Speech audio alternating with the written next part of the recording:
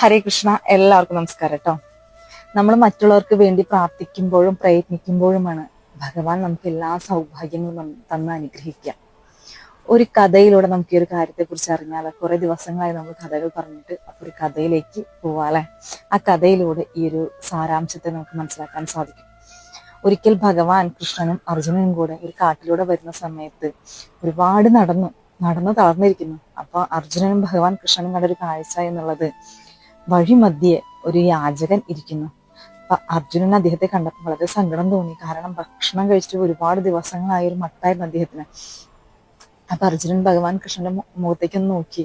ഭഗവാൻ ആ ഭാഗത്തേക്കേ നോക്കുന്നില്ല. അപ്പൊ അർജുനൻ വിചാരിച്ചു, എന്താണ് കൃഷ്ണ, അങ്ങക്ക് ഈ പാവങ്ങളെ കണ്ടു കഴിഞ്ഞാൽ വളരെ സഹതാപം തോന്നുന്നൊരു വ്യക്തിത്വമല്ലേ അങ്ങയുടെ, എന്നിട്ട് എന്തുകൊണ്ടാണ് ഈ ഒരു യാചകനെ കണ്ടിട്ട് അങ്ങ് നോക്കാത്തത് എന്ന് ചോദിക്കുകയാണ്. അപ്പോഴും ഭഗവാൻ ഒന്നും പറയുന്നില്ല.